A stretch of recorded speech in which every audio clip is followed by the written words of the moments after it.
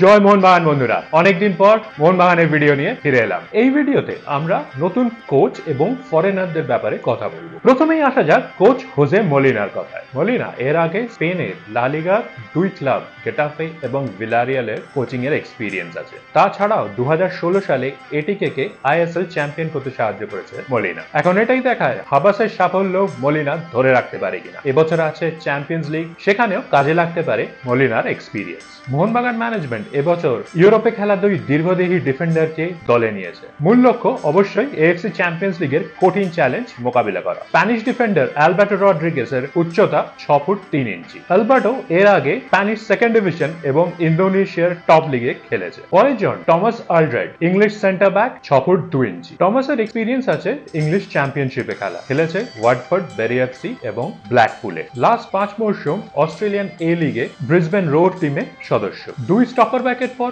আসা যাক এই মৌসুমের সবচেয়ে বড় সাইনিং গ্রেগ স্টুয়ার্টের কথা। Scottish centre forward Greg Stuart এর আগে বার্মিংহাম সিটি এবং রেঞ্জার্সের মতো নামী ক্লাবে খেলেছে।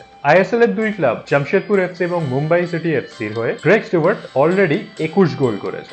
গ্রেগ স্টুয়ার্টের সিগনেচার ডেফিনেটলি মোহনবাগানের আক্রমণ ভাগকে অনেক বেশি শক্তিশালী করবে। এছাড়াও সই করানো হতে পারে অস্ট্রেলিয়ার জেমি ম্যাকলারেন, কিন্তু কনফার্মেশন আসেনি। যখন কনফার্মেশন আসবে অবশ্যই জানাবো আপনাদের। আগের সিজন থেকে দিমিত্রি পেট্রাডোস এবং জেসন কামিন্সকে Mohun Bagan super giant management retain করেছে। এই সিজনে মোহনবাগান চ্যাম্পিয়ন্স লিগ 2 খেলবে। অসম্ভব ইম্পর্টেন্ট সিজন। এখন দেখার নতুন কোচ এবং নতুন বিদেশি কত তাড়াতাড়ি মানিয়ে নিতে পারে টিমের সঙ্গে। কয়েকদিনের মধ্যেই শুরু হতে চলেছে ঐতিহ্যশালী ডুরান্ড কাপ। ডুরান্ড কাপের সময় অবশ্যই team updates, analysis and video নিয়ে আসবো। আমার ফেসবুক পেজ এবং ইউটিউব চ্যানেলকে সাবস্ক্রাইব করে নেবেন পরবর্তী মোহনবাগান রিলেটেড আপডেটস এর জন্য। এই ভিডিওটা যদি আপনাদের ভালো লেগে থাকে অবশ্যই কমেন্ট বক্সে টাইপ করবেন জয় মোহনবাগান। ভিডিওটা শেষ করছি এখানেই। জয় মোহনবাগান।